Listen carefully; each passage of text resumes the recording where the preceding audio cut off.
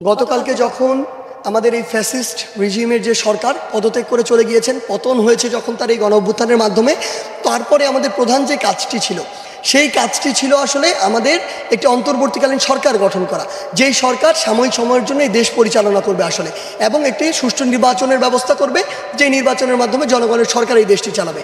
সেই জায়গা থেকে এই অন্তর্বর্তীকালীন সরকার দেওয়ার আমাদের প্রধান যে একটি শর্ত ছিল, সেই শর্তটি ছিল এই যে সংসদ, এই সংসদটিকে বিলোপ করা, ভেঙে দেয়া।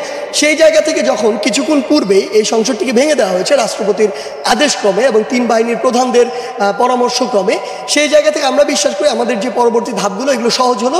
আপনারা দেখবেন অল্প কিছুক্ষণের মধ্যেই আসলে আমাদের যে অন্তর্বর্তীকালীন সরকারের যে পূর্ণাঙ্গ প্যানেল সেটি প্রকাশ পাবে। আপনারা ইতিমধ্যে জানেন যে আমাদের এই প্যানেলের প্রধান উপদেষ্টা হিসেবে থাকবেন প্রফেসর ডক্টর মোহাম্মদ ইউনূস, যিনি শুধু এই বাংলাদেশে নন, পুরো বিশ্বে এমন একটি ফেস যার গ্রহণযোগ্যতা প্রশ্নাতীত। সেই জায়গা থেকে আমরা বিশ্বাস করি আমাদের পুরো প্যানেলটি আসলে এমন হবে যে এই প্যানেলটি হবে নির্দলীয় প্যানেল, এবং এই প্যানেলটির প্রত্যেকটি মানুষের উপরে দেশের প্রত্যেকটি স্টেক হোল্ডারের আসলে সে আস্থার জায়গাটি থাকবে।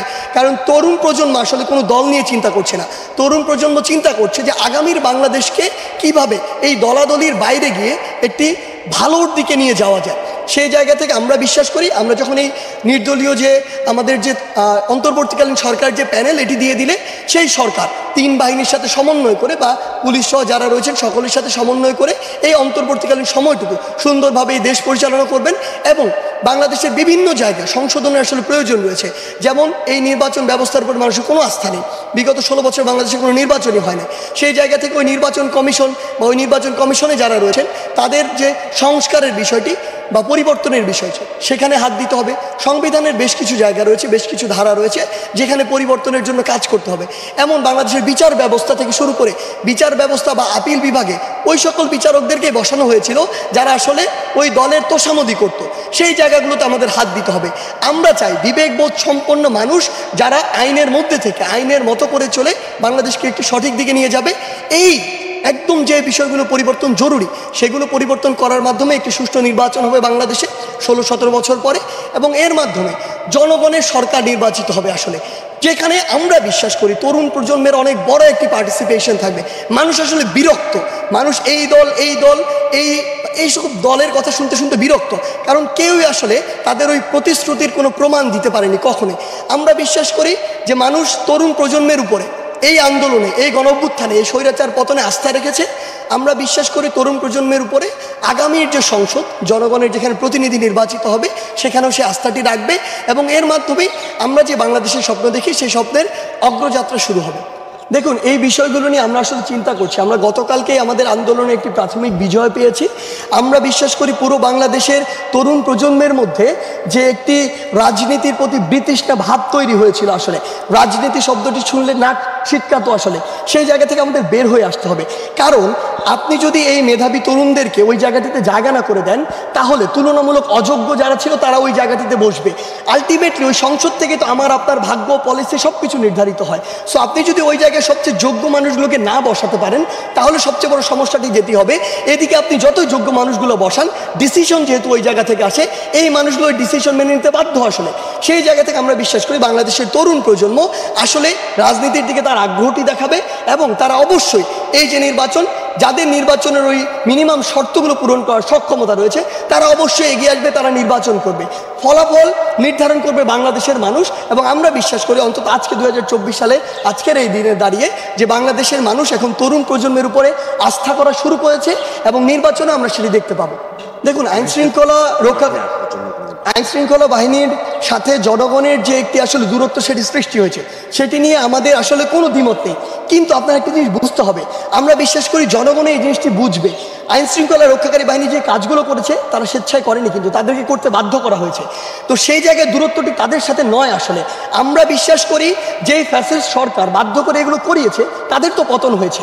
তাহলে এই আইনশৃঙ্খলা রক্ষাকারী বাহিনী এই অন্তর্বর্তীকালীন সরকারের নির্দেশে যদি আস্থা ফিরিয়ে আনার যে কাজগুলো সেগুলো সুষ্ঠুভাবে করে, অবশ্যই জনগণের সে আস্থাটি ফিরে আসবে, এবং সেটি হয়তো আজকে যখন এই সরকারটি গঠন হবে তারপর থেকেই শুরু হবে। এবং আমরা বিশ্বাস করি আইনশৃঙ্খলা রক্ষাকারী বাহিনীর সাথে যে সুসম্পর্কটি হওয়া প্রয়োজন সেটি আবার গড়ে উঠবে। কারণ আলটিমেটলি আপনি যদি দেশ চালাতে চান, শৃঙ্খলা সবচেয়ে গুরুত্বপূর্ণ জিনিস। না, দেখুন, সেটি হচ্ছে সশস্ত্র বাহিনীর একটি প্রেস ব্রিফিং। সেটা তারা তাদের জায়গা থেকে বলেছে, কিন্তু কারা এটাতে থাকবে এটা নির্ধারণ করবে ওই আন্দোলনকারীরাই, যেই আন্দোলনকারীরা এই স্বৈরাচারের পতন ঘটিয়েছে। এখানে আমরা বিভিন্ন দলের মতামত নিতে পারি, তাদের পরামর্শ নিতে পারি, কিন্তু কেউ একজন প্রেসক্রাইব করলো আমরা সেটি প্রকাশ করবো, সেটি কোনোদিন হবে না। বাংলাদেশের মানুষও সেটি কোনোদিন চায় না, মেনেও নিবে না। বাংলাদেশের জনগণ যা চায় তরুণ প্রজন্ম সেদিকে যাবে, এবং তাদের চিন্তাকে মাথায় রেখে আসলে আমরা এতদিন আমাদের কাজগুলো করেছি বলেই আমাদের একটি প্রাথমিক বিজয় হয়েছে। সেই জায়গা থেকে পরবর্তী বিষয়গুলো আমরা তাদের ওই চিন্তা বা পরামর্শকে প্রায়োরিটি দিয়ে জনগণকে সামনে রেখে নির্ধারণ করব। দেখুন, আসলে ব্যাপারটা হচ্ছে এখানে একটা অন্তর্বর্তীকালীন সরকার হবে, এরপর একটি নির্বাচিত সরকার হবে। ওই নির্বাচিত সরকারের প্রতি আমাদের তরুণ প্রজন্মের কিছু পরামর্শ আছে। আমরা এখন এটা বলে দিতে পারি না আমরা এটা করব, এটা নির্ভর করবে জনগণ কাদেরকে ওই নির্বাচিত সরকারে রাখছে। আমাদের জায়গা থেকে স্পষ্ট একটি বার্তা থাকবে ওই নির্বাচিত সরকারের প্রতি যে আপনারা অবশ্যই, আপনাদের কাছে এই রিপোর্ট রয়েছে, আসলে ইভেন আপনারা ওই অফিসে যদি গিয়ে একদিন খোঁজ নেওয়ার চেষ্টা করেন, সেটা যে কোনো আইনশৃঙ্খলা রক্ষাকারী বাহিনী হোক, গোয়েন্দা বাহিনী হোক, যে কোনোভাবে তাদের ওই ট্র্যাক রেকর্ড কিন্তু রয়েছে যে কারা এই কাজগুলো করেছে। একজন মানুষ তার সারা জীবনে এরকম দুর্নীতির সাথে জড়িত আর তার এটি কেউ জানে না, প্রমাণ নেই, এটি হতে পারে না, কখনোই সম্ভব নয়। মিথ্যা জিনিসের কোনো না কোনো প্রমাণ থেকে যায়।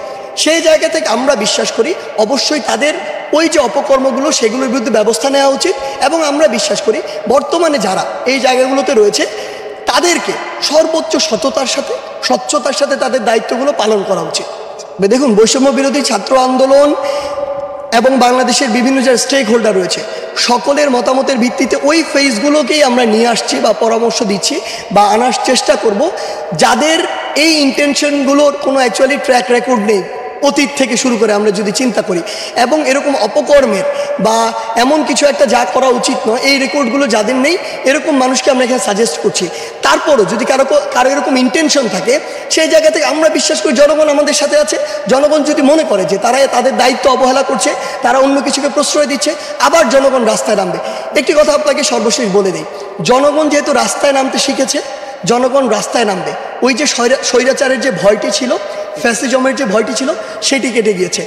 আপনি আজকে জনগণের ইচ্ছার বিরুদ্ধে কিছু একটি করেন, আমি বলে দিচ্ছি কালকে আবার লক্ষ লক্ষ মানুষ রাস্তায় নামবে। ধন্যবাদ।